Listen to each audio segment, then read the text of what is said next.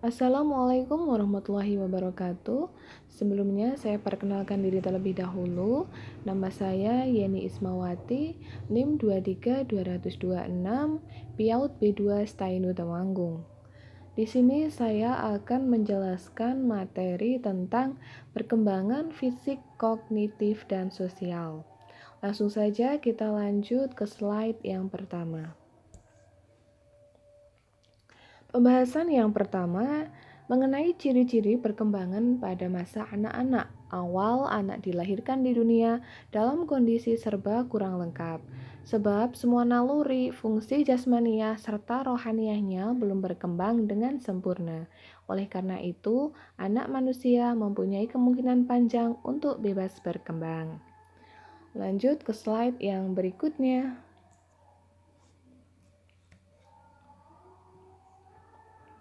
Adapun ciri-ciri pada masa anak-anak awal ialah A. Usia yang mengandung masalah atau usia sulit. B. Usia mainan. C. Usia prasekolah. D. Usia belajar kelompok. E. Usia menjelajah dan banyak bertanya. F. Usia meniru dan kreatif.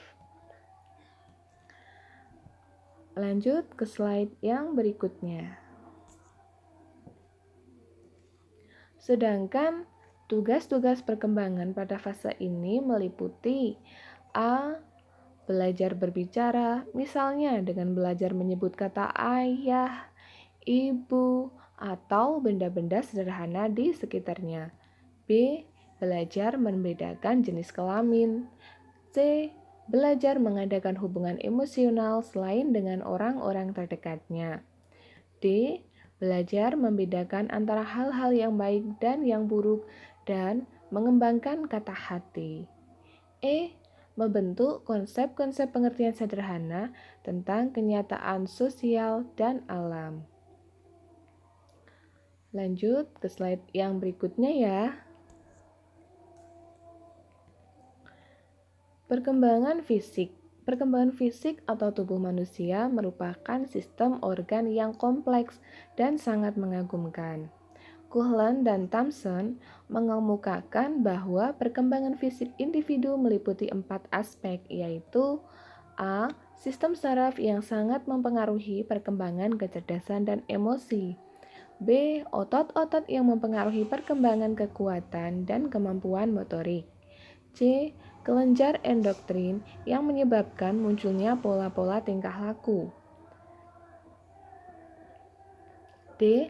Struktur fisik atau tubuh yang meliputi tinggi, berat, dan proporsi. Lanjut lagi ke slide yang berikutnya.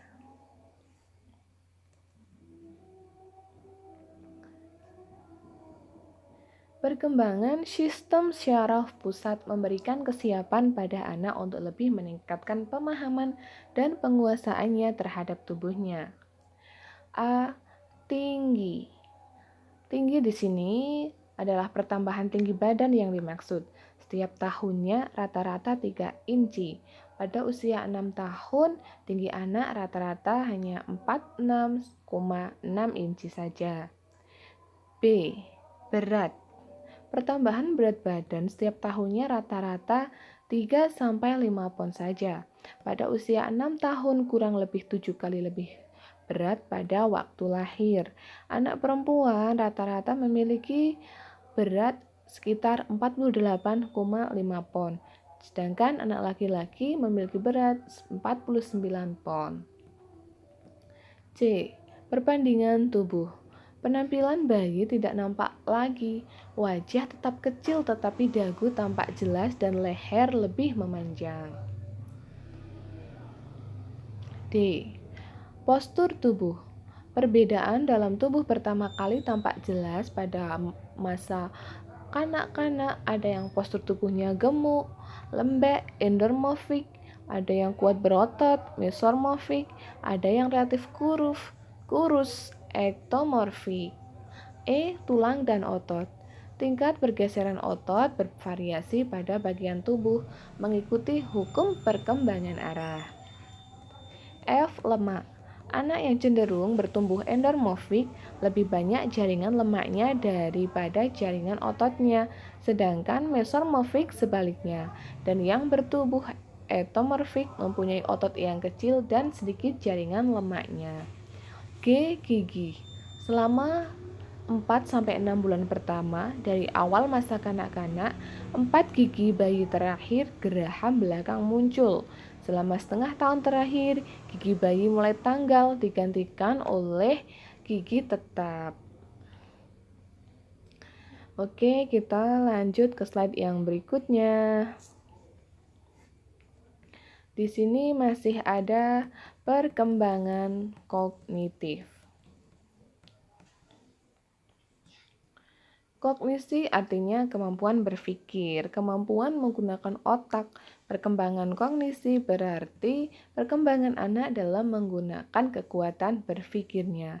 Dalam perkembangan kognitif, anak dalam hal ini otaknya mulai mengembangkan kemampuan untuk berpikir, belajar, dan mengingat. Dunia kognitif anak pada usia ini adalah kreatif, bebas, dan fantastis. Adapun tahap-tahapan pada perkembangan kognitif ini meliputi A. Tahap pra-operasional pijit. Imajinasi anak prasekolah bekerja sepanjang waktu dan jangkauan mental mereka tentang dunia mereka terus berkembang sepanjang waktu. Kemudian B. Teori Vygotsky. Vygotsky menegaskan bahwa anak-anak secara aktif membangun pengetahuan dan pemahaman mereka. Dalam teori Vygotsky, anak-anak lebih sering digambarkan sebagai makhluk sosial daripada dalam teori Piaget. Baik, kita lanjut ke slide yang berikutnya. Di sini masih ada perkembangan psikososial. Masa anak-anak adalah masa perkembangan dari usia 2 tahun sampai dengan usia 6 tahun. Pada masa-masa ini, perkembangan biologis dan fisik berjalan dengan sangat cepat dan pesat. Akan tetapi, secara sosiologisnya, anak-anak masih sangat terikat dengan lingkungannya, terutama keluarga. Oleh karena itu, pada masa anak-anak awal ini, keluarga sangat berperan penting dalam mempersiapkan anak untuk terjun ke lingkungan yang lebih luas, terutama lingkungan sekolah. Adapun perkembangan psikososial yang terjadi pada masa ini meliputi beberapa hal, yaitu A. Perkembangan emosi. Selama awal masa kanak-kanak, emosi sangat kuat. Saat ini merupakan saat ketidakseimbangan karena anak-anak keluar dari fokus. Dalam arti bahwa ia mudah terbawa ledakan-ledakan emosional sehingga sulit dibimbing dan diarahkan. B. Perkembangan sosial. Dasar untuk sosialisasi pada anak-anak diletakkan dengan meningkatnya hubungan antara anak dengan teman-teman sebayanya dari tahun ke tahun. Anak tidak hanya lebih bermain dengan anak-anak lain, tetapi juga lebih banyak bicara. Dan C. Perkembangan permainan. Permainan adalah salah satu bentuk aktivitas sosial yang dominan pada awal masa anak-anak. Sebab anak-anak lebih banyak menghabiskan waktunya di luar rumah bermain dengan teman-temannya dibanding terlibat dalam aktivitas lain. D. Perkembangan moral. Perkembangan moral adalah perkembangan yang berkaitan dengan aturan dan konvensi mengenai apa yang seharusnya dilakukan oleh manusia dalam interaksinya dengan orang lain. Kita lanjut ke slide yang berikutnya ya. Di bawah ini ada beberapa teori mengenai perkembangan moral pada masa awal anak-anak. Satu, teori psikoanalisa tentang perkembangan moral. Pada teori psikoanalisa, kepribadian manusia dibagi menjadi 3, yaitu A. ID adalah struktur kepribadian yang terdiri atas aspek biologis yang irasional dan tidak disadari. B. Ego merupakan struktur kepribadian yang terdiri atas aspek psikologis, yaitu subsistem ego yang rasional dan disadari, namun tidak memiliki moralitas. C. Superego adalah struktur kepribadian yang terdiri atas aspek sosial berisikan sistem nilai dan moral yang benar-benar memperhitungkan benar atau salahnya sesuatu. Baik, kita lanjut ke slide yang berikutnya.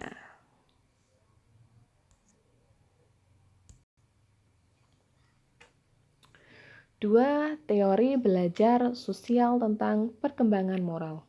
Teori ini menyatakan bahwa tingkah laku moral merupakan respon atas stimulus, proses-proses penguatan, penghukuman, dan peniruan digunakan untuk menjelaskan perilaku moral. 3. Teori kognitif Piaget tentang perkembangan moral. Menurut Piaget, perkembangan moral digambarkan melalui aturan permainan. Karena itu, hakikat moralitas adalah kecenderungan untuk menerima dan menaati sistem peraturan. 4. Teori Kohlberg tentang perkembangan moral. Menurut Kohlberg, anak-anak memang berkembang melalui interaksi sosial. Namun, interaksi ini memiliki corak khusus di mana faktor pribadi yaitu aktivitas-aktivitas anak ikut berperan. Oke, kita masuk ke slide yang terakhir. Dalam materi yang saya ulas kali ini, saya sudah menyantumkan sumber referensi yang bisa kalian lihat, kalian baca, dan kalian cari, ataupun mungkin nanti akan kalian pelajari juga.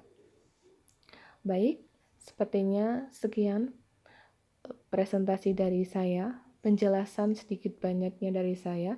Sebelumnya saya pribadi memohon maaf atas kekeliruan dan salah-salah kata dalam saya menyampaikan materi ini. Saya memohon maaf yang sebesar-besarnya. Sekian dari saya. Terima kasih. Wassalamualaikum warahmatullahi wabarakatuh.